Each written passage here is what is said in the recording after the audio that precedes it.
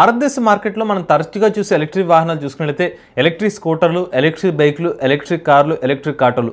But అసలు ఎప్పుడైనా మనం భారతదేశ మార్కెట్లో ఎలక్ట్రిక్ ట్రైక్ల గురించి చూసామంటే చాలా రేర్ అనే చెప్పుకోవచ్చు. అలాంటిది భారతదేశ మార్కెట్లో కొత్తగా ఒక ఎలక్ట్రిక్ ట్రైక్ని అయితే లాంచ్ చేస్తారన్నమాట.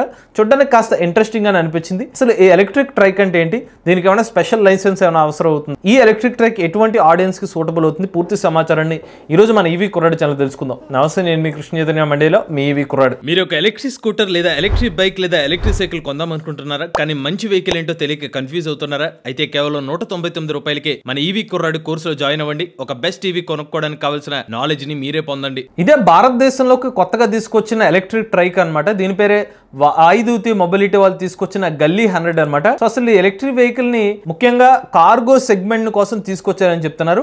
సో ఇది ఏంటంటే జస్ట్ మనకు స్కూటర్ లాంటి కంట్రోలర్ కింద ఉంటుంది. అంటే మీరు ఆ యాక్సిలరేటర్ కానివ్వండి, అది ఏదైతే ఇస్తారో అదన్నీ కూడా మనకి ఇంచుమించుకు స్కూటర్ లాగా ఫీల్ అయితే ఉంటుంది. వెనకాల మాత్రం కార్గో స్పేస్ అయితే ఇచ్చారన్నమాట. సో ఈ కంపెనీ వాళ్ళ గురించి మాట్లాడుకుంటే ఎక్విప్మెంట్ సంబంధించిన మ్యానుఫ్యాక్చరింగ్ సంబంధించిన కంపెనీ అనమాట. ప్రీవియస్ గా కూడా వీళ్ళు ఒక ప్యాసింజర్ రిలేటెడ్ వెహికల్ డెవలప్ చేద్దాం అనే ఉద్దేశంతో వీళ్ళు మార్కెట్ లోకి వచ్చారు. బట్ దాన్ని కాస్త ఇప్పుడు కార్గో సెగ్మెంట్ వెహికల్ కింద కన్వర్ట్ చేసినట్టు అర్థమవుతుంది. చూడండి, సో ఇనీషియల్ గా వీళ్ళు కార్గో వెహికల్ కింద చూపించారు, బట్ దాన్ని మళ్ళీ ప్యాసింజర్ సెగ్మెంట్ కూడా తీసుకొచ్చారు. సో ఇక్కడ ఈవీ షూర్ 100 అనే ఒక పేరుతో ఇనీషియల్ గా వీళ్ళు టెస్టింగ్ అయితే చేశారన్నమాట. సో వెహికల్ అయితే చాలా కాంపాక్ట్ గా అయితే ఉంటుంది.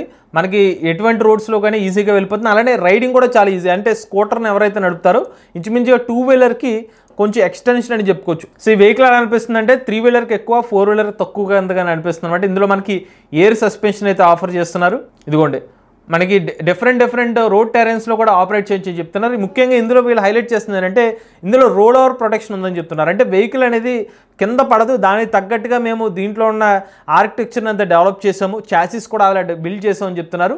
సో ఆ రకంగా ఫ్లెక్సిబుల్గా ఉంటుందని చెప్తున్నారు. మ్యాక్సిమం 45 కిలోమీటర్ల టాప్ స్పీడ్తో ఈ ఎలక్ట్రిక్ వెహికల్ అయితే నడుస్తుంది అనమాట. అలానే ఒక్కసారి ఛార్జ్ పెడితే 120 కిలోమీటర్ల వరకు రేంజ్ అనేది ఎలక్ట్రిక్ వెహికల్ అయితే ఆఫర్ చేస్తున్నారు. సో చూడడానికి ఏంటంటే మన front side just front portion మాత్రం చూస్తే ఒక మినీ ఎలక్ట్రిక్ కార్లా కనిపిస్తుంది నాకు. బట్ మొత్తం వెనకాలంతా చూస్తే లోపల ఉన్న ఆ రైడింగ్ ఎలిమెంట్ ఏదైతే ఉంటుందో అక్కడ మీరు కంట్రోలింగ్ ప్యాడ్స్ ఏదైతే ఉంటాయో, left control pad, right control pad అంతా చూసినప్పటికీ ఒక స్కూటర్ లాగా అనిపిస్తుంది. అంటే కొంచెం ఆటోలా ఉంటుంది, బట్ యాక్సిలరేటర్ ఆ థ్రాటిల్ కనిపిస్తే మాత్రం మీకు ఒక స్కూటర్ ఫీల్ లాగా అనిపిస్తుంది.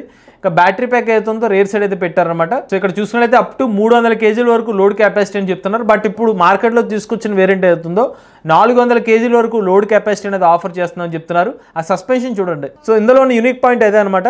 సో ఎయిర్ సస్పెన్షన్ అయితే ఇచ్చారని చెప్తున్నారు. చాలా ఫ్లెక్సిబుల్గా ఉంటుందని చెప్తున్నారు అనమాట. సో మీరు కుదుపుల రోడ్లో వెళ్ళినా కూడా కంఫర్ట్గా ఉంటుందని చెప్తున్నారు.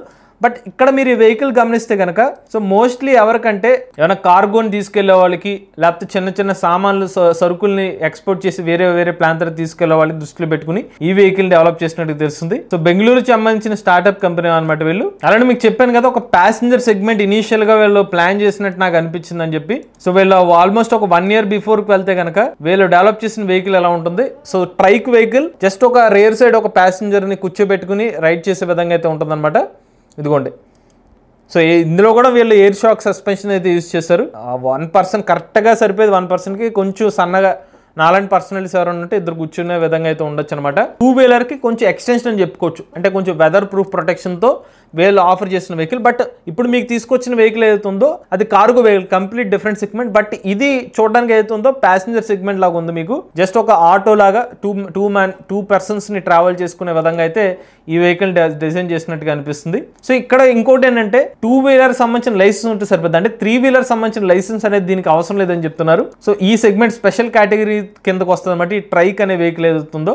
సో అలానే వీళ్ళు ఏం చెప్తున్నారంటే ఒక 2 వీలర్ సంబంధించిన టైర్ సైజ్ కంటే ఒక 20% పెద్ద టైర్స్ అనేది యూజ్ చేస్తున్నామని చెప్తున్నారు. అంటే 2 వీలర్లో జనరల్గా ఒక 10 to 12 inch టైర్స్ అనేది యూజ్ చేస్తారు. మేబీ ఒక 14 inch వరకు ఈ టైర్స్ ఉండే అవకాశం ఉందన్నమాట. సో ఎవరైనా కూడా ఈజీగా నడిపే విధంగా అయితే ఈ ఎలక్ట్రిక్ వెహికల్ ఇనీషియల్గా అయితే డెవలప్ చేశారు. ఇందులో హైలైట్ చూస్తే డ్యూయల్ మోటార్ డ్రైవ్ ట్రైన్ కానివ్వండి, ఎయిర్ షాక్ అబ్జర్వర్స్ కానివ్వండి, పర్టికులర్ ప్యాసింజర్ సెగ్మెంట్లో డ్రైవర్ ప్లస్ ప్యాసింజర్ ప్లస్ ఒక 50 kg లగేజ్ వేసుకునే విధంగా దీని అయితే రూపొందించారు. అలానే పెడిస్ట్రైన్ అలర్ట్ సౌండ్ కానివ్వండి, ఎలక్ట్రానిక్ డిఫరెన్షియేటర్, అలానే ఈ వెహికల్ కోసం 19 టెక్నాలజీ పేటెంట్స్ కూడా వీళ్ళు ఫైల్ చేశారంట. సో మేజర్గా మీరు గమనిస్తే ఇదిగోండి. సో మీకు చెప్పానుగా వీడియోలో వీళ్ళ చాలా స్టేబుల్గా ఉంటుంది వెహికల్ అని చెప్పి. సో వీళ్ళు కావాలనే దాన్ని ఇలా డిఫరెంట్గా ఇలా నడిపినా కూడా హైలీ స్టేబుల్ అనేది చూపించడం కోసం ఆ వెహికల్ బ్యాలెన్స్ చేసుకునే విధంగా డెవలప్ చేసామని చెప్తున్నారు.